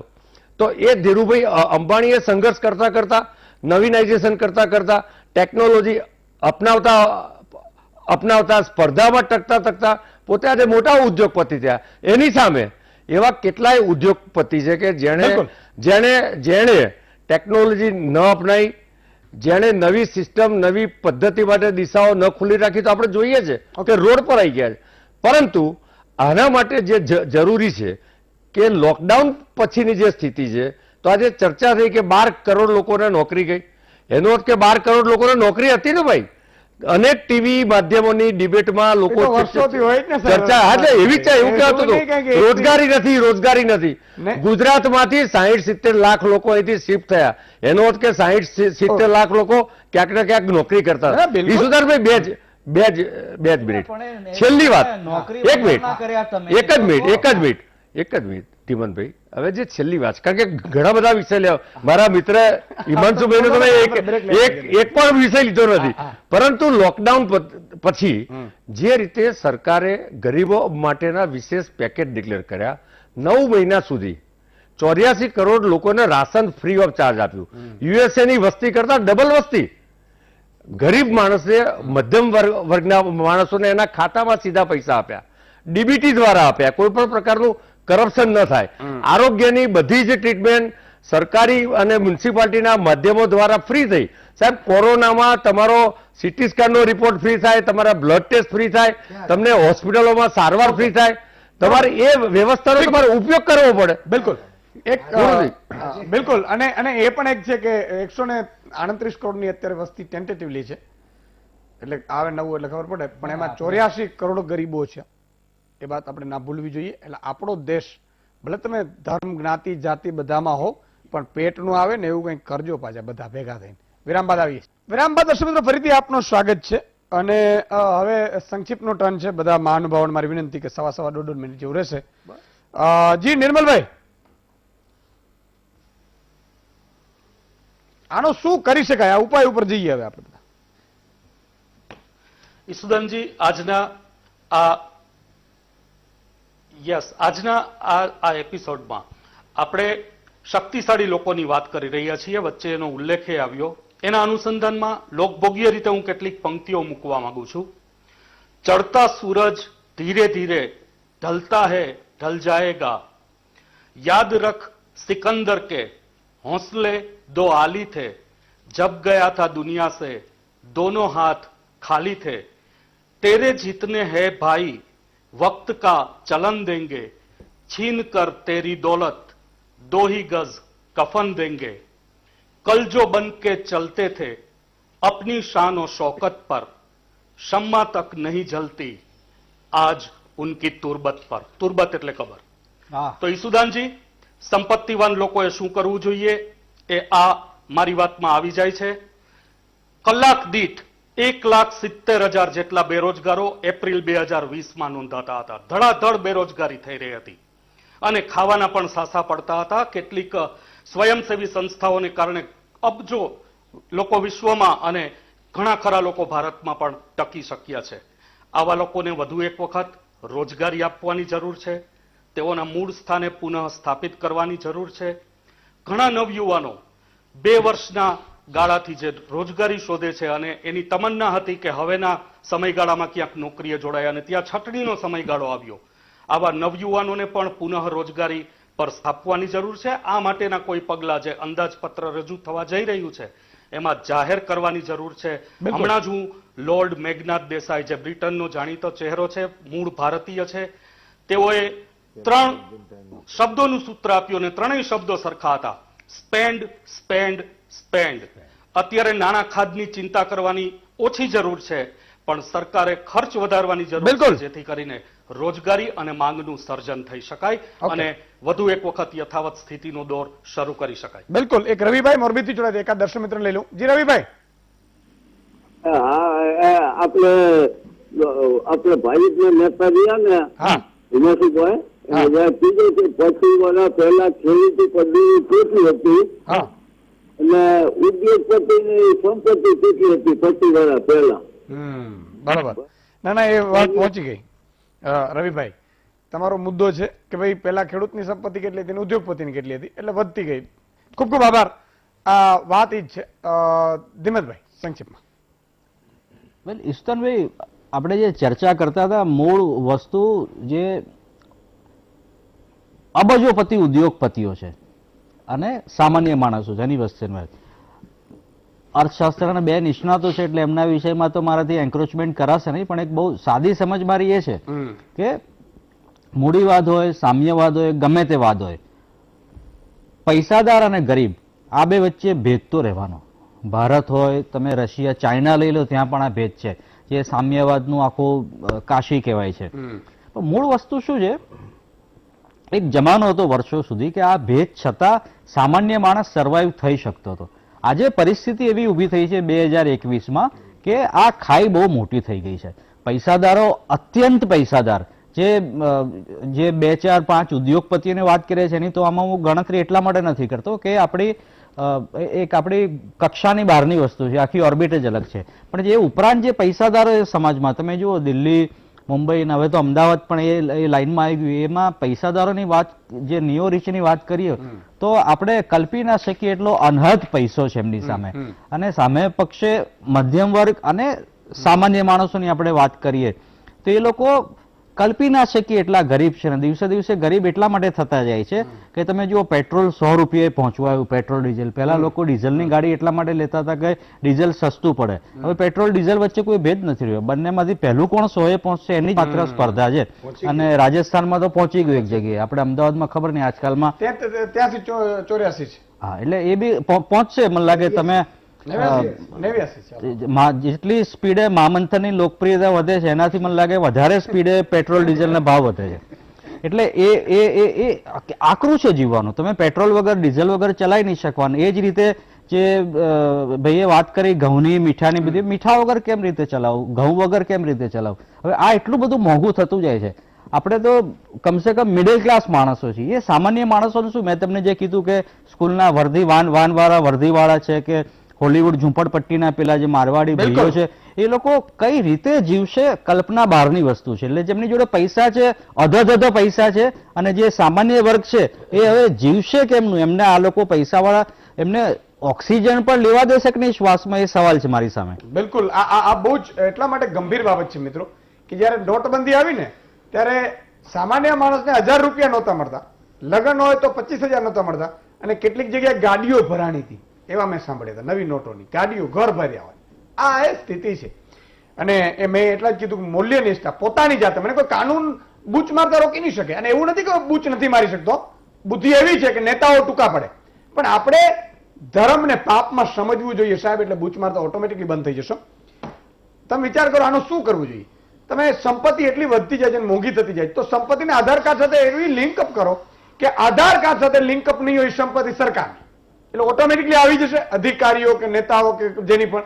અને એ સંપત્તિ ઉપર વેરો નાખો હતો કે સુદાનભાઈ ગઢવીને 5 ફ્લેટ હોય કે 2 ફ્લેટ હોય કે 2 ફાર્મ હાઉસ હોય, તો એના ફાર્મ હાઉસ, એક ફાર્મ હાઉસનું તમે એટલો મિલકત ઉપર નાખો કે ખોટા રૂપિયા રોકે જ નહીં. કારણ કે એક કરશનદાસની છે ને માણેકની રચના કે ઘર હીણા ગુમે હજારો ઠોકરાતા ગગનચુમી મહેલો જન સુના રહી જાય છે. કેટલા મહેલો સાહેબ કોઈ રહેતું નથી. શું કામ? આ કારણે. એટલે એ જ આખી વાત છે. જી અજીતભાઈ, સંક્ષિપ્તમાં. સાહેબ, આપણે Russia, Japan, China, Korea, America, આ બધા વિકાસશીલ દેશોની વાત કરીએ છીએ ને સાહેબ, ત્યાં ઉદ્યોગોનો વિકાસ થયો છે, એટલે દેશો વિકાસ પામ્યા છે. આપણે ઉદ્યોગોને ફક્ત ગાળો આપીને જો જીવીશું તો આ સમાજનું બેલેન્સ નહીં થાય. તમે આજે પણ ગુજરાતની જીડીપીમાં જોશો તો સૌથી વધારે યોગદાન ગુજરાતના ઉદ્યોગોનું છે. રહી વાત તમે જે 2-5 ઉદ્યોગોની વાત કરો છો, એની સંપત્તિ કે એના રૂપિયા, એને તમે કમ્પેર બધા જ ઉદ્યોગો સાથે કરશો ને તો એ એક ઇમ્બેલેન્સ વાત છે. બરોબર. ગુજરાતની અંદર સાહેબ 4 લાખ નાના ઉદ્યોગો છે. એમાં તમે જેમ કહો છો ને કે એક રૂમની અંદર એક લેથ ચલાવીને જીવનારા માણસો છે, એનું ગુજરાન કરનારા માણસો છે. ગુજરાતમાં 4 લાખ એન્ટરપ્રિનર છે. એન્ટરપ્રિનર વાળું આ સ્ટેટ છે. આમાંથી જ હમણાં જે સાહેબે વાત કરી એમ નિરમાવાળા ઊભા થયા, આમાંથી જ રિલાયન્સ વાળા મોટા માણસ બન્યા, આમાંથી જ બધા બન્યા છે. તો દેશને જો આગળ લઈ જવો છે તો ઉદ્યોગોની જરૂર છે. હા, ઉદ્યોગો કોઈ ખોટું કાર્ય કરતા હોય, આપણે કહ્યું એમ કદાચ ખોટી કોઈ એમાં લાગવગ લગાવીને કદાચ કોઈ ખોટી સંપત્તિ ઊભું કરતું હોય તો એના માટે કડક પગલાં જરૂરી છે, એમાં કોઈ વાંધો નથી. બાકી ઉદ્યોગોને ગાળો આપીને આપણે કોઈ આપણા કદાચ માઇલેજ મેળવી શકશું. હમણાં જેમ હિમાંશુભાઈએ કહ્યું કે કોઈને પાણી પીવા નહોતું મળ્યું, સાહેબ 60 લાખ વર્કરોને 3 મહિના સુધી આ ઉદ્યોગોએ ભૂખ્યા મરવા નથી દીધા. ફેક્ટરીઓમાં જમાડ્યા છે, ફેક્ટરીઓમાં રાખ્યા છે, 1 મહિના સુધી પગાર આપ્યો છે. પરંતુ સરકારે પછી જે મોકલવાની વાત કરી તો ટ્રેનોમાં પણ જમવા માટે પહોંચાડી આવ્યા છીએ. 3 લાખની વાત કરો છો, જી, ટોટલ કેટલા લોકો ગુજરાતમાંથી રાજસ્થાન, મધ્યપ્રદેશ, ઓરિસ્સા ગયા હોય ને એ રીતે કેટલા? 60 લાખ વર્કરો હવે ઓકે અને 60 લાખ વર્કરો પાછા આવી ગયા છે. બિલકુલ. આજે વ્યવસ્થિત રીતે કાર્ય કરી રહ્યા છે. કોઈ કર્મચારીને દુઃખ નથી પડતું. ના જરા પણ કોઈ નહીં. પરપ્રાંતિયને નહીં, તકલીફ નથી. દુઃખ એટલે જો એક વસ્તુ બધાને ટ્રેનમાં સલામત પહોંચી ગયા, પહોંચી ગયા. જમવાની સગવડ, Sir, yes, આવી yes, ગયા, ગયા. yes, yes, sir. કોઈ ભૂખે નથી. Yes, I can say, sir. This is the fact. મન કાગળો કેવું કઈક ઓથેન્ટિક આપો. 100% sir, 100%. પણ તમારી વાત અજીતભાઈ એ છે કે ઉદ્યોગોને આપણે ગાળો નથી તમને માનતા. ફોટો જો તમે એમ કહ્યું આપું. માઇલેજ લેવાની બિલકુલ વાત નથી. મારે તો એક જ સિમ્પલ વાત છે, તમે કીધું એમ કે આમાં શું છે કે માઇલેજ એટલે કેટલાક ઉદ્યોગપતિઓ પોતે સરકારનો દુરુપયોગ કરી અને પોલિસીઓ પોતાની ફેવરમાં બનાવે છે. મારી જે વાત છે, તમે એમ કહ્યું 60 લાખ, હા, હું આજે પણ દાવા સાથે કહી દઉં 60 લાખ ખેડૂતો છે. દરેક ખેડૂતોના લગભગ ઓલમોસ્ટ અડધા ખેડૂતોને ત્યાં 2-5 મજૂરો છે. હા, આજ એટલે ખેતી કેટલી રોજગારી આપે છે ને એ તો કોઈ જોતું જ નથી નહીં, એ પણ સાહેબ. અને એ તો કોઈ માનતું પણ નથી. મને પીડા એ થાય છે કે સરકારના ડેટા નથી. બોલો, સરકાર પાસે ડેટા છે અને નહીં તો સરકારના ભાજપના પેજ પ્રમુખો નેતાઓને કહી દો તો એ લઈ આવશે બિચારા કે અહીંયા મારા માસીનો દીકરો જે ખેડૂત છે એની જગ્યાએ 5 લોકો કામ કરે છે. લઈ આવશે, કોઈ લેશે નહીં. રોજગારી તો ત્યાંય મળે છે.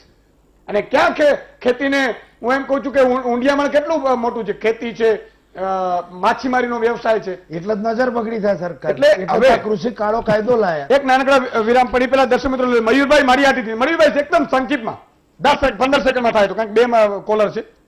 જી મયુરભાઈ. હાજી જય માતાજી. જય માતાજી. સુદાનજી, હવે માળિયાથી હું તો જાણીતો દર્શકો છે બરોબર છે. બરોબર, એટલે હવે ટૂંકમાં સંક્ષેપમાં કહી દઉં હા. કે હવે ઈસુદાનભાઈ, આપણે સૌરાષ્ટ્રમાં હવે ચણાની હમણાં આવક ચાલુ થઈ જાય ને ચણાનું પુષ્કળ વાવેતર છે. હા. એપીએમસી માં હવે જે હા. આપણે ભાવ વધારવાની ખાસ જરૂર છે અને જે નજરકેદ જે આપણે આગેવાનોને રાખ્યા સરકારે ઈ બધે સમજે, પણ ભાવ તો વધારો એને કે ચણાનો, અને હમણાં ધાણા છે, ધાણાની આવક ઓછી છે તો ધાણાનો ભાવ તમે વધારો સૌરાષ્ટ્રમાં. મારી આટલી સરકાર સુધી પહોંચી ગઈ છે. મયુરભાઈ ખૂબ ખૂબ આભાર. એક મહેશભાઈ ખેડાથી જોડાયા છે. જી મહેશભાઈ. ઈસુદાનભાઈ જય માતાજી. જય માતાજી. મજામાં? આનંદનગર. હા સાહેબ, હું તો એટલું જ કહેવા માંગુ છું, લોકડાઉનમાં સાહેબ અમારા ખેડા જિલ્લામાં ભાજપ સરકારે બહુ જ સારું કામ કર્યું છે સાહેબ. વાહ. અને બિલકુલ. ખરેખર રૂપાણી સાહેબની સરકારે ઘણું ગરીબોને મદદ કરી છે. મારું તો એટલું જ સાહેબ જો આ સાચી રેફરન્સ છે. બિલકુલ. અનિશભાઈ, અભિનંદન. ખૂબ ખૂબ આભાર મયુરભાઈ. મહેશભાઈ, એક નાનકડા વિરામનો સમય છે દર્શક મિત્રો. વિરામ બાદ આવીએ છીએ. ભાજપ કોંગ્રેસના નેતાઓને ઝઘડવાનું નથી, આમ કહું છું ભાજપ કોંગ્રેસના નેતાઓને ટર્ન લેશે. વિરામ બાદ દર્શક મિત્રો ફરીથી આપનું સ્વાગત છે. હિમાંશુભાઈ, તમારું અને અનિલભાઈનો બેનો 1.25 મિનિટ છે. બોલી લો. બોલી દો અનિલભાઈ, બોલી હા, કઈ વાંધો કેમ આજે પહેલે આપ કરો ના, ના, પ્રેમથી આપે, પ્રેમ બોલું મને હું બોલી લઉં નરેન્દ્રભાઈ. અરે આટલો બધો પ્રેમ અનિલભાઈ. પ્રજા ગળગળી થઈ જશે. અનિલભાઈ, હું બોલું યાર. પ્રજા ગળગળી થઈ તમે વડીલ છો, પછી હું યુવાન ઓકે. છું. જો તમે તમારો ટર્ન આવ્યો અનિલભાઈ, ખૂબ સજ્જન છો તમે, ખૂબ સારું બોલો છો. તમે એવું કીધું કે આ ઉશ્કેરણી કરીને દિલ્હીનો 26મી જાન્યુઆરીનો કાર્યક્રમ લાવ્યો. તમે ગુજરાતના ગેરબંધારણીય ગેરકાયદેસર કાર્યક્રમ ગુજરાત વિધાનસભાની ઘેરાવાનો આપ્યો અને એમાં 8 થી 9 ખેડૂતો શહીદ થયા. કોંગ્રેસની સરકાર હતી ત્યારે તમે જે ખેડૂતોને હથિયારો આપ્યા હતા, જે રીતે તમે ગુજરાત વિધાનસભાના એમએલએના કેન્ટીનમાં બેસીને તમારા નેતાઓ એવું બોલતા હતા કે આ 8-9 નહીં, જો 35-40 ખેડૂત મર્યા હોત તો આપણી સરકાર જલ્દી આવત. આ તમે આ બધું તમે કયા મોઢે બોલો છો અનિલભાઈ? અને બીજું, તમારી સરકાર છે, તમે નરેન્દ્રભાઈ માન્ય બોલ્યા કે આજે કોંગ્રેસની ઉદ્યોગપતિઓ વાળી વાત છે. કોંગ્રેસ આ એ જ કહું છું. એમને અને જવાબ આવી આપી જજો ભાઈ. એમને જે કીધું સબ્જેક્ટ પર શું કરી ના, શકાય એમ? અનિલભાઈએ જે કીધું એ જ કઈ જવાબ જ આપું છું, કારણ કે એમને તો બહુ વિકાસ કર્યો છે, કઈ બોલવા જેવું જ નથી. પણ ભાઈ તમારી સરકાર કેટલાય કાયદા બદલી કાઢ્યા. આ ખેડૂતોના કાયદો બદલ્યો, તમે જમીન સંપાદનનો કાયદો ખેડૂતોનો બદલ્યો. તો તમે આ કોંગ્રેસની ઉદાર નીતિ કે વિદેશ નીતિ કે જે ખરાબ છે અમારી નીતિઓ 6 વર્ષથી બેઠા છો. તમે એમ કહો છો કે આ જે સુખી થયા એ કોંગ્રેસની નીતિના લીધે. તો તમે શું ભજન મંડળ કરો છો? 6 વર્ષથી તમે ચૂંટાઈને આવ્યા છો થમ્પિંગ મેજોરિટીથી, કેમ નથી કરતા? હા, આજે હું અનિલભાઈ આ તમને આજે એક અભિનંદન આપી દઉં, તમને ખુશ થશો. હા, નરેન્દ્રભાઈના શાસનમાં જીડીપી 3% થઈ ગયો, શરમ નહીં આવતી? પેટ્રોલ ડીઝલ 100 રૂપિયા થયું, શરમ નહીં આવતી? ડોલર 100 રૂપિયા થયો, શરમ નહીં આવતી? એલપીજી 900 રૂપિયા, 400 નો થયો, તમને શરમ નથી આવતી? તમે સરકારી મિલકતો વેચી મારી, શિક્ષણનું અને આરોગ્યનું વેપારીકરણ કર્યું, તમે એક ડેમ બનાવ્યો, એક જીઆઈડીસી બનાવી, એક સરકારી ડેરી બનાવી, એક સરકારી સ્કૂલ બનાવી, એક સરકારી હોસ્પિટલ બનાવી. તમે યુવાનોને, ખેડૂતોને ને બધાની કોઈ જગ્યાએ તમે ઓકે, શું સરકારનો કરવું જોઈએ? પ્રજાને લાભ થયો હોય અનિલભાઈ, એવું કંઈક કહો અનિલભાઈ, એવી મારી આશા છે કે તમે પ્રજાને કોરોનામાં હા. તમે નોટબંધીનો ત્રાસ આપ્યો, હવે જીએસટી નો તમારો ત્રાસ time પૂરો આપ્યો, થઈ ગયો. કોરોનાના અનિલભાઈનો કપાસ. નામનો તો એ ટ્રમ્પના નામે એટલા આયા, વેલકમ ટ્રમ્પ ઓકે, કરીને ઠીક છે, કોરોના. Okay, okay. આ બધું તમે લાયા છો. અનિલભાઈ, અને અનિલભાઈ. હજી પ્રજાને તમે ઠીક છે. દોષિત કરો છો. ઓકે, અનિલભાઈ. ઈશુદાનભાઈ, કોંગ્રેસના પ્રવક્તા આમ તો મારા મિત્ર છે, પણ અમે છાપેલા એક 11 મુદ્દા લઈ, પહેલા એ 8 મુદ્દા લઈને આવતા હતા, હવે બીજા 3 ઉમેરીને, એટલે કોઈ પણ સબ્જેક્ટની ડિબેટ હોય એ 11 મુદ્દા બોલી જવાના.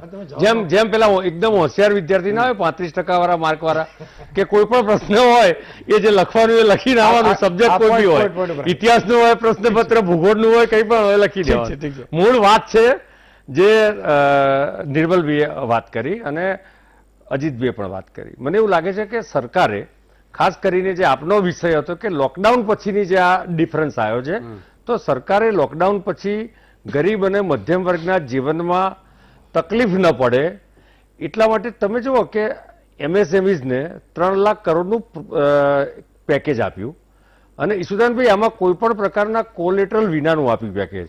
એટલે આજે આખા દેશમાં એમએસએમઈઝ ધમધમે છે અને એ જ કારણ છે કે ડિસેમ્બર મહિનામાં આપણું જે કલેક્શન છે જીએસટીનું એ 1,15,000 કરોડ કરતાં વધારે થયું, નંબર 1. બીજું, છેલ્લા લગભગ 10 મહિનામાં જે કેન્દ્ર સરકારની જે યોજનાઓ છે આદરણીય નરેન્દ્રભાઈના નેતૃત્વમાં, એમાં સ્ટાર્ટઅપમાં 9.3 અબજના રોકાણો થયા છે. એટલે એ રોકાણો થવાના છે, એ પ્રકારના સ્ટાર્ટઅપ ચાલુ થયા છે. અને આજે વિશ્વમાં સ્ટાર્ટઅપની જે સ્પીડ છે અને સ્ટેન્ડઅપની જે સ્પીડ છે, અજીતભાઈ તો બધું આ બાબતમાં જાણતા જ હશે કે એ સૌથી હાઈએસ્ટ દુનિયાના બધા દેશોમાં એ હિન્દુસ્તાનની છે. અને આ જ લોકો એમએસએમઈઝ હોય કે નવા સ્ટેન્ડઅપ સ્ટાર્ટઅપ હોય, આ બધા જ લોકો ગરીબોને નોકરીઓ રાખે છે, એટલે એમની આવકના સ્ત્રોત ઊભા થાય છે, નવા ઊભા થાય છે, વધે છે. અગત્યની વાત એ છે કે આ 9 મહિનાના એટલે આ લોકડાઉનના ગાળામાં ખુલ્યા પછી સૌથી હાઈએસ્ટ ટ્રેક્ટરનું વેચાણ થયું છે. આ ટ્રેક્ટરો કોણે લીધા છે? ઉદ્યોગપતિએ લીધા છે. સૌથી હાઈએસ્ટ વાહનોનું વેચાણ થયું છે, મધ્યમ વર્ગ અને ગરીબ વર્ગના લોકોએ લીધા છે. ઓફકોર્સ લોનથી લીધા હશે. સૌથી વધારે પ્રોડક્શન મેન્યુફેક્ચરિંગ ક્ષેત્રનું થયું છે. સરકારની જે યોજનાઓ છે એમાં 29 લાખ કરોડનું પેકેજ લોકડાઉન પછી ડિક્લેર કર્યું સરકારે. આજે જ છાપામાં આઈએમએફ નો રિપોર્ટ છે કે આપણો જે જીડીપી નો જે ગ્રોથ છે એ 11.5 સુધી પહોંચવાનો છે. આ બધા જ લાભ આ સામાન્ય લોકો. હવે હિમાંશુભાઈએ અંચાઈ ચાલુ કરી, છાપામાં 11% પણ હિમાંશુભાઈ તમારી અંચાઈની સામે હું નહીં લડું, 11% કારણ કે મને ખબર છે તમે સમયનો અભાવ છે. એટલે હિમાંશુભાઈ, અનિલભાઈ, ધીમતભાઈ, અજીતભાઈ અને નિર્મલભાઈ, તમામનો ખૂબ ખૂબ આભાર. દર્શક મિત્રો, આપણે જે રીતે મુદ્દો એ જ છે કે માત્ર ને માત્ર કામગીરી એવી થવી જોઈએ અથવા તો કરવી જોઈએ કે જ્યાં ગરીબ અને મધ્યમ વર્ગનું ભલું થાય. સ્વાભાવિક છે કે ઉદ્યોગોને આપણે એટલા ને એટલા જ મહત્વ આપવા જોઈએ, બે મત નથી, પણ ઉદ્યોગપતિની સાથે સાથે બીજા બધા ગરીબો અને વેપારીઓ, નાના એમએસએમઈ અને ખેડૂતોને પણ એટલું જ મહત્વ આપો તો બધા લોકોને કંઈક મળે. એ વાત ઈ છે. એટલે એવું કરવે એવી મારી વિનંતી છે. અને આજે બસ આટલું જ. આવતીકાલે ફરીથી મળીશું વધુ સમાચાર થોડી ક્ષણોમાં વાયરલ ન્યૂઝ.